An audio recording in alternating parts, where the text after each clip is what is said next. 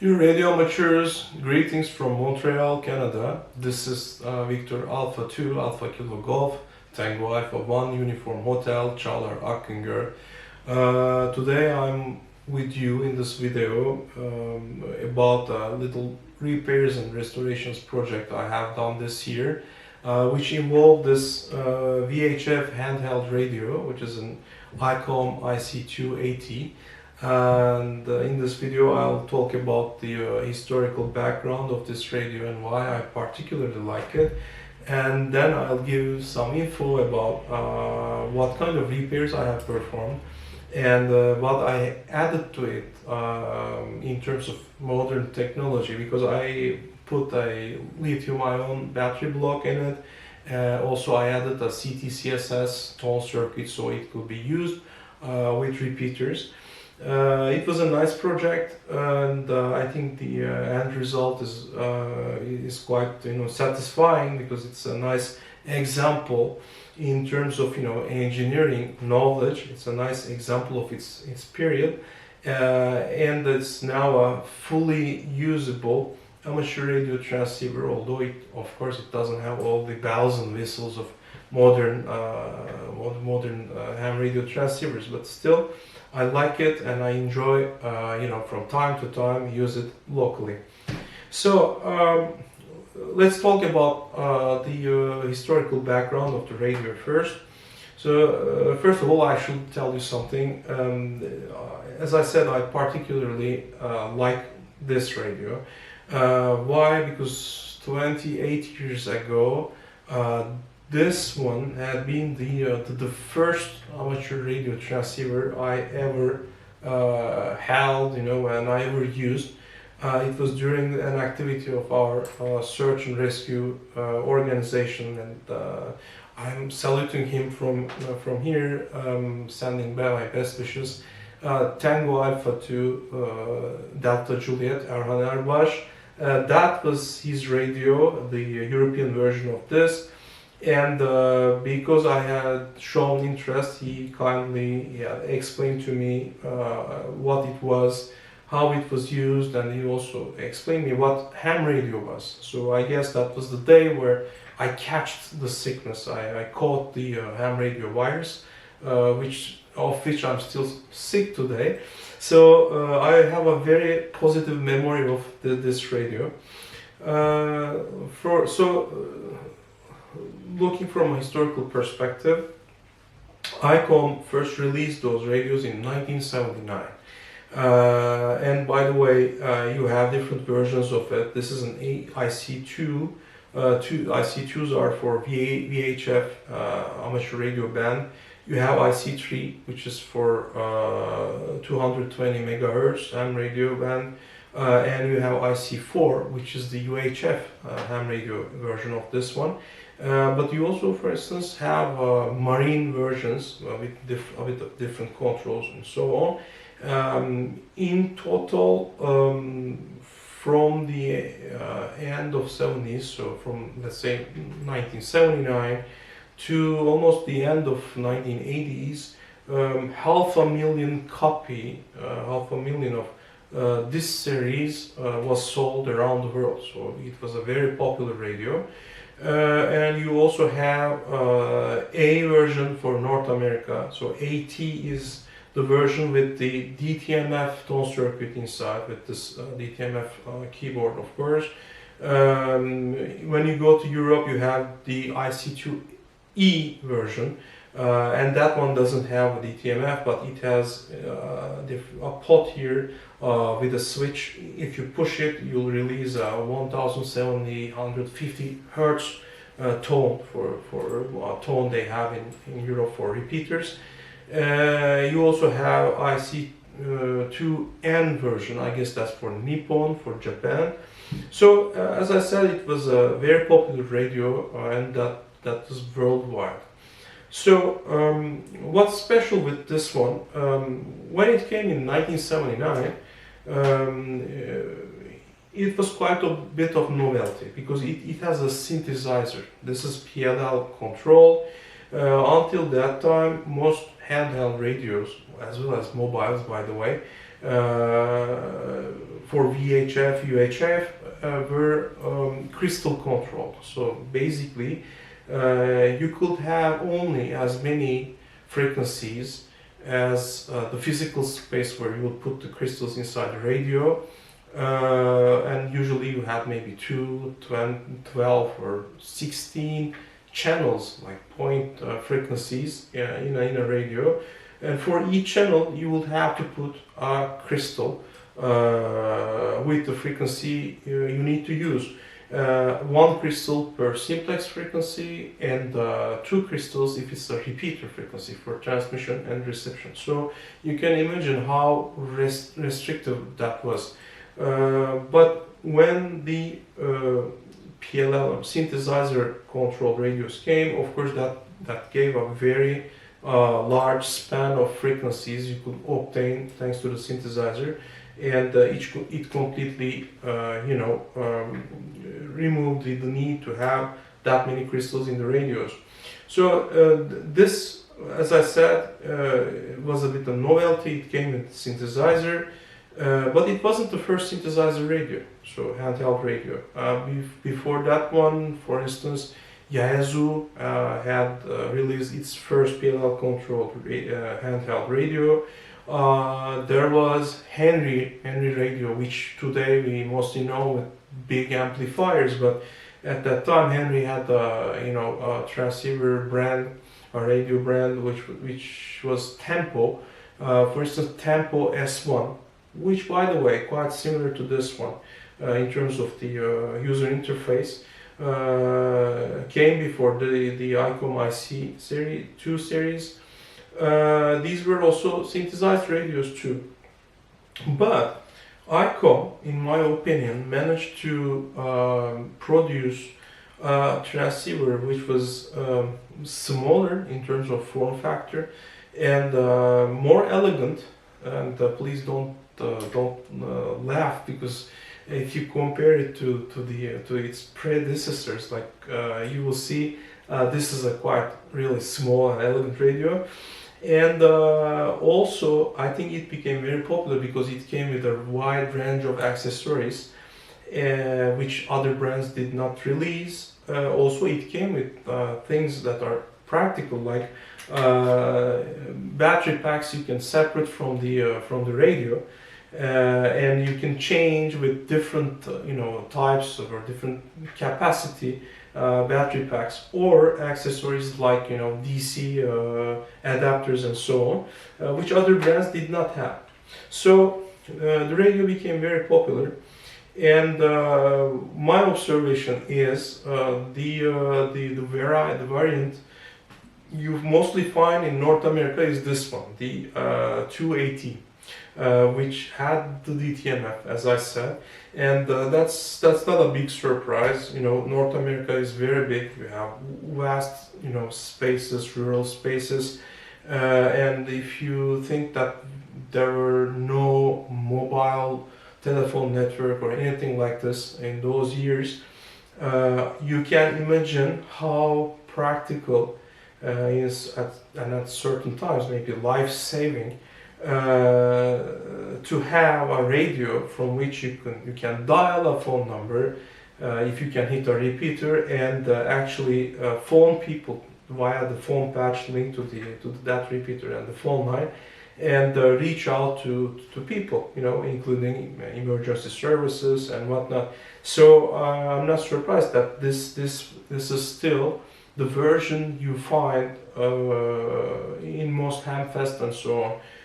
In fact, in North America, I never saw one without the DTMF pad. But if you go to Europe, you'll mostly find the version that is simpler, and I guess it's the same elsewhere. So this is the historic background of the radio. Well, yes, I have another one here that also is a Hamfest find, but I have different ideas for it, so I just leave it to the side for now. So if you want, let's look at the inside of the radio, and so I can give you more details about what repairs and additions I have done on this one. Okay, then let's start by taking a look at the user interface and how this transceiver is used in under normal operation. As I said, this keypad is normally for the DTMF circuit, which I removed in this radio to replace it with the CTCSS. But originally in those radios, when you push the PTT and in the same time push any button here, the corresponding DTMF tone will be mixed to your outgoing signal, and it will be also heard from the loudspeaker here. And aside that, you'll see that this user interface is very intuitive as well. Okay, anyone can easily guess, any amateur, new or senior can easily guess what the functions of those buttons are and start using it. Unlike today's, fancy digital radios with hundreds of menus and sub-menus. So here you have your squelch, you have your volume button, this is the power switch, and here you have the speaker and mic jacks. And then here you have a red LED which lights on only during transmission, so during reception there's no light. And here you have 3 BCD switch, binary to decimal switches, which tells our PLL circuit or synthesizer the frequency we want to use. So here you see it's 727. What that means? Well, this is a 2-meter radio, so they didn't bother to put switches for the 140 megahertz part. So this is actually 147,270 megahertz. So basically you have 1/4 in the beginning, it just comes by itself. And if you want, how do you know the last digit is a 0? So because here you have the 0 and 5 switch. So this is 147.270 megahertz, or if I do this, it will become 147.275. That's simple. It's nothing difficult. And if you turn the back of the radio, there also you will see 3 switches. The first one is for low or high power selection. Second one puts the radio in duplex or simplex modes, which means basically duplex for, as you know, repeaters, and simplex is for antenna to antenna transmission without any relay and so. And here the -600 and +600, as you may guess, this is to choose the direction of the repeater shift. That's basically it. I mean, nothing complicated. As you see, it's a quite simple and useful interface. Okay, how do we open it? There's nothing special. You just remove the battery. As you see, there's no lock, that keeps the battery in place. But this spring contact actually is keeping the battery in place together with those rails. So you just unscrew those 4 screws here, and the metal plate will fall off. And then you have to unscrew this little screw here at left and right side. Then the outer case will just separate into parts and will come off. One thing to pay attention is when you remove this plastic outer case of the front part. The front part, there is a flexible cable inside here. You'll see it in a minute. That goes to the DTMF module. So you have to take it off carefully and open it like a book to this side, so that you will not harm the flexible cable, and then you'll be able to unplug the DTMF module before going further. That's all. There's nothing special. Okay, let's see what's inside. So this is the one I worked on, and this is my recent Hamfest find with the same radio. Let's call it untouched, and this is the one I worked on. So as I said, once you unscrew everything, you'll come to see the inside, structure, which is basically, as I said, just like a book, two metal chassis, two metal frames, connected with two hinges here, and on the back side you have the synthesizer board, and here you have the audio board, this is the output level. This is the output transistor here, and just a note, this device gives you maximum 1 to 1.5 watts, and in low power selection, when the low power is selected, it's just 300 milliwatts or so. But I mean, depending on what you do, it's in my opinion, it's largely enough for local communications. So this is the untouched one. So I open it so you can see the difference. As you will see here, you have a DTMF board, which is connected to the keyboard with a flexible cable, and normally when you open, this board is connected to this plug here. You have to first unplug this one with something else, and then slowly open it so you won't tear off the flexible.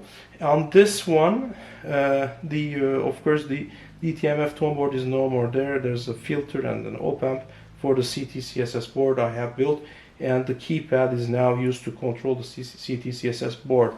And just if you want to look at the back side, so here is the CTCSS board. I literally stuffed in, and the cables go to the other side.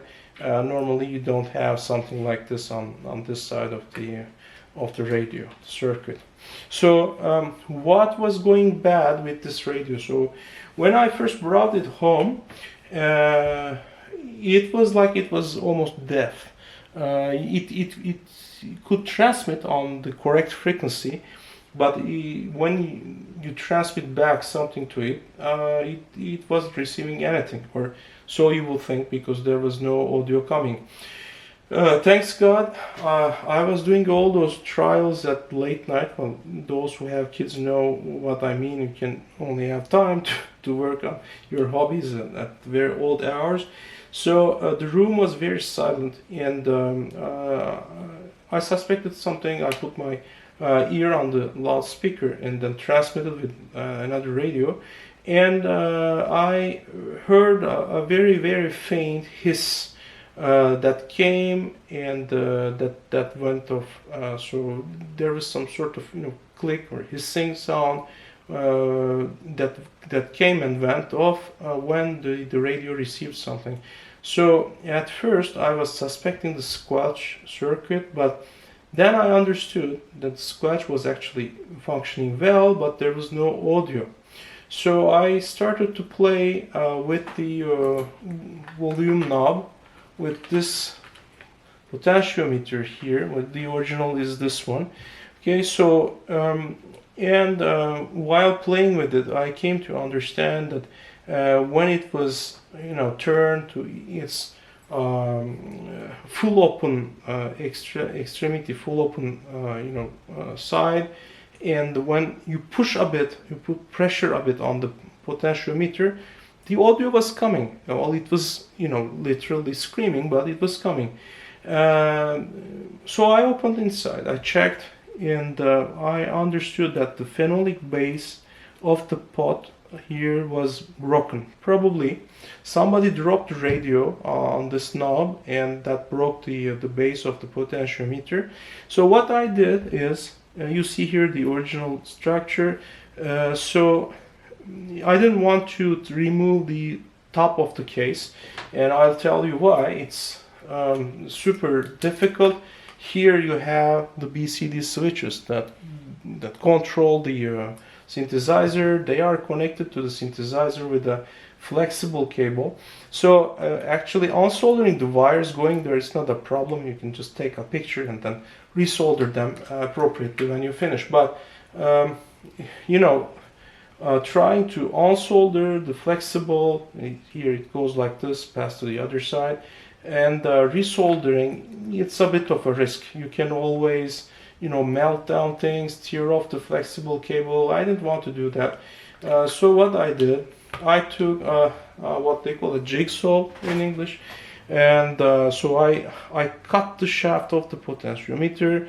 Then with thin, long pliers, I just broke this part, cut this circuit board here. Literally, I just cut it, and without harming the part where we have the squelch potentiometer, and remove this pot from underneath, and then I replaced it with a more modern pot I had in stock. And thanks God the shaft length was the same, so it fit really well. And then I just connected the cables, and the audio came back. So the radio became, now it was able to transmit and receive, and it became useful again with let's say relatively simple repairs. Then one thing I did, and which I always try to do, is, especially for the audio chain and for the power circuit, I always try to change the capacitors in those old radios. This is a 40 years old radio, so what I did is, see that these are the original capacitors. I replaced everything around the audio part, audio IC and so on, and also for power. And there were of course some caps I couldn't change, those that are close to the border of the circuit board, because they are all soldered. The boards are soldered from all corners, all sides, to the metal chassis. I didn't want to heat things up for a long time, and I don't really have the good equipment for doing this kind of unsoldering. I don't have a pump and so on. So I just changed the capacitors of the audio chain and of the power entry part, DC power entry part. So basically the radio became functional again after those repairs. And then I started to look for a solution for the problem of power source, I mean the battery, and also I started to think on how I can add a CTCSS board to this one, because otherwise it will be impossible to use it with the repeaters, and I'll tell you how now. Okay, so let's come to the CTCSS topic now. As you know, CTCSS tones are sub-audible tones that are mixed into your transmitted signal. So the other side, whomever is listening, can decode those tones if they want to, and selectively, listen to only your transmission while eliminating the others. And this is something we have in quite, I would say, in almost all the repeaters today. So that is to prevent interference from other sources, and to also maybe selectively call others. So those radios, the IC-2As, they don't come with a tone board, and I understand that period, like in early 80s, probably you didn't have as much interference sources as today, and maybe much less repeaters and so compared to what we have today. So probably they didn't need the tones as much as we do actually. But if you want to use this radio in practice, you need to have tones in it. So how can you obtain that? You can, of course, go online, buy old or new. I think some people still produce those, or you can find the old ones. There was particularly one company producing those tone boards using tone ICs, specific tone ICs, You can buy a commercially made tone board, and as instructed, install it here in this cavity. Okay, we don't have much space in this radio, but you can install it here. Just connect the DC power, PTT and tone injection points, and then you'll have a tone. Well, that's one solution, but that's an expensive solution. And the other issue here is my question. You put the tone board here. How do you select the tone you want to use? Because you'll need multiple tones. As you move around, you have the different repeaters you want to hit and so on. So how are you going to change the tone? And most of the time, the manufacturer just tells you, okay, after you install the tone board, please make a hole in an appropriate spot on the plastic case from where you can reach out to the miniature switch on the tone board, and then change the position of the switches there to select the different tones. Well, okay, but that's not really what I want. I mean, I don't want to put a hole in on my radio, first of all. The second thing, I don't find it practical when we are in 2026 now. There are microprocessors you can have programmed, or you can program yourself easily and do a lot of things, much more than just producing a tone. So that's what I did. I took an tiny 85 microprocessor board, and I, with the help of artificial intelligence, I programmed it to make it CTCSS tone generator. Of course, only square wave. And I also added some other functions, like I programmed it in such a way that I will be able to use those buttons here to select the tone I want. And also I wanted to have the chance to turn the board on, and then turn it off whenever I want. So I added those functions. I could add more stuff, but the tiny 85 is a bit limited in terms of inputs, outputs. So that's what I did. I programmed the board. It is connected to the PTT because it needs the PTT's voltage coming in to make logic high one of the pins, so the board understands that it's transmission, and so it starts transmitting the tone. It is connected to DC power, and also, of course, there are cables going to the other side. I'll show you where they pass. They pass from here, okay, and they go to the other side, to the audio board side. And why? Because the produced tone comes here. Here you have a low pass filter made of SMD parts, and then after the filter, it goes into an op-amp that raises the signal level sufficiently to before it is injected into the radio's tone input. Well, I didn't want to spend much money on this, honestly, and I didn't buy an SMD op-amp, which thanks God fit into this space. Let me show you the original setup of the radio. As you will remember here, we have our DTMF tone board. Basically, in terms of volume, I try to produce something which is more or less the same, and which would of course be soldered to those pins here, to which normally the DTMF board will be in contact. These are earth, tone injection, and PTT 6 volts, etc. So basically, I use the same pins for those.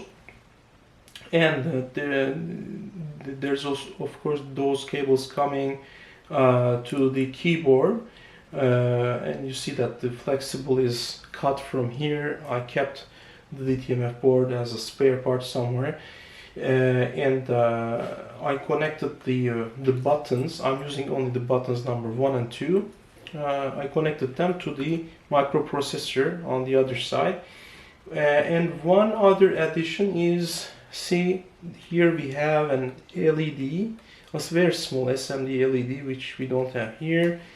And of course, we have a corresponding hole on the other side, really a miniature one, you know, it's not changing much in terms of appearance. Okay, I'm gonna put everything back and then show you how the tone board works. Then we'll talk about the lithium-ion battery. Okay, so how do I select tones? Very simple. I told you that I programmed only a dozen tones because I don't need more in this region. So I'm using only the button number 1 and 2 on this keyboard. For each button, actually each button selects between a bank of 6 tones. Okay, first bank here, second bank here. So let's assume that you want to select the second tone of the second bank. Very easy, you just push the button number 2 times, and then you will see that the LED inside will blink 2 times, it will stop blinking, and then it will blink 2 times again to tell you that you have selected tone number 2 in the second bank. So let's see. That's all. I mean, it's that simple. Let's select number 4 on the first bank. So I'm going to push that 4 times. That's it. And if I want to, turn the board off, stop the tone, I just push these two together for longer than 3 seconds, and when I release it will just blink 3 times fast. That means the board is off, and the same way I can turn it on by keeping it pushed more than 3 seconds, and then here the board is back. So the one important thing here, how do I know which number corresponds to which tone in hertz? Well, for this, of course, we use a very old and very respected method, which is to stick a label on the bottom of the radio indicating the tones in order. Well, you may find this kind of primitive, but it works. That's it. About the battery, so this is still in its original condition. This was one of the low capacity batteries designed for this rig. It should be a BP2 if I'm not mistaken, and when you look inside you'll find 7 1.2 volts nickel cadmium cells inside, each having a capacity of 270 milliamps per hour. I think the capacity for this battery is 270 milliamps, and of course the voltage is 8.4 volts DC, which is the original working voltage for this radio. And here of course you have the charging circuit, because you can connect up to 13.8 volts to charge this battery. So of course by today's standards this sounds like quite a low capacity, because we are now used to have high efficiency circuits and high efficiency batteries, but provided that you talk like 10 minutes an hour, and then you receive for 10 minutes an hour, and for the rest of the time the radio remains on standby, like 40 minutes per hour. So this battery could go up to 2.5-3 hours maybe for this radio, which is not bad at all for its day. So what I did, I purchased the first radio with this adapter accessory. This wasn't a battery. This was for using the radio with DC power, which I don't need. So I transformed this adapter into a lithium-ion battery for this radio. So what's inside? Well, we have 2 lithium-ion cells of AA size. There's a BMS, battery management system circuit, connected to them to protect the cells. This is the charger.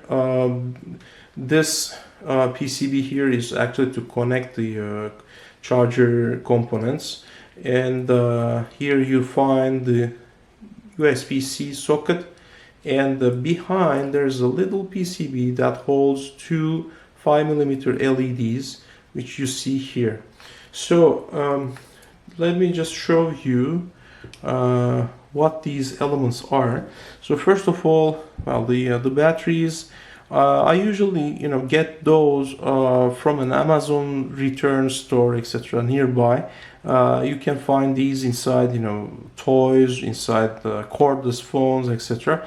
And since most of them are returns, I should check the batteries before using, of course, but they are usually brand new and reasonably good quality. Plus they have the top strips already soldered in place, so you can separate them and reconfigure as you need. That's one thing, but of course you can also buy directly batteries from anywhere. The BMS circuit is this. So what does a battery management system does? Well, for this one, I'm talking in terms of individual cells. A lithium-ion cell's nominal voltage is 3.7 volts. So this BMS, for each cell, if the voltage go lower than 3 volts, or if it goes higher than 4.2 volts, it just disconnects the battery. So this is to protect the cells. So basically this is for using with two cells. They label those as 2S. Okay, when you look for those circuits, they are sold as 2S, 3S, 4S, depending on how many cells you're going to use with. So this is a 2S one, and this one actually will disconnect the battery when the voltage goes down to 6 volts, or when it goes up to 8.4 something volts. That's one thing you should have. And of course you have the charging circuit. So this is not only a charging circuit, there's a DC-DC converter on this one, because the input must be around 5 volts. You see the USB-C socket, of course. We don't use this one, by the way. You have normal solder pads if you want to solder a different socket like this, the one I used on the battery. So the input is around 5 volts, but the circuit needs to increase it to around 9.2 volts or something for a battery made of two cells, so it can charge them up to 8.4 volts. So this is an intelligent charger and the converter in the same time, and it will charge the battery to 8.4 volts and then stop the current. One thing I did with this is here you will see two LEDs. These are charge indicators. I think that there was a blue one first. The blue one was coming on when you were charging the circuit, and then when it's finished, it was the red one, etc. So it didn't make any sense to me. Plus, they will remain inside the box and they wouldn't be visible. So what I did is I removed these two LEDs from here, and as you will see on this one, with very thin jumper wire, I replaced them with two normal size LEDs. So now what what I see when the battery is being charged, you have the red LED that comes on, and when the charging is complete, you have the green light that comes on. So it became much more useful to me that way. So currently this one has a capacity of 600 milliamps. So basically, if I talk for 10 minutes again, and if I listen for 10 minutes, and the remaining 40 minutes, the radio just remains on standby, 600 milliamps is good for 10 hours or so. And if nothing happens, as most of that, which is the case most of the time, this battery easily runs the radio about a day or so. And you can charge it back in about 1 hour, maybe 1 hour and 10 maximum. So it's a quite fast charge. I'm happy with the result in general, so because this made the radio usable and portable again. Just one caveat here. So the batteries, I mean, be rechargeable or not, but the rechargeable ones are even more. The batteries are energy sources, and you should be very careful when you do modifications with battery packs. You build battery packs. You better know what you're doing, or else you can really have explosions or fires due to the batteries. These are not toys, and these are really quite, the components that can be quite risky and dangerous. So if you're going to make a battery pack, just make sure you know what you're doing and choose your components carefully. And dear ham radio friends, this is the end of this video. I know it's been a long one. I know I talked a lot, but I just wanted to give the maximum information for other amateurs who would like to do maybe similar projects, work on similar old radios. Hopefully you liked it, and I hope this video incites you to do similar restoration, repair work, and if you do so, please make videos so I can also watch and learn something from those. And I wish you all the best from Montreal, Canada. This is Victor Alpha 2 Alpha Kilo Golf Tango Alpha 1 Uniform Hotel 73.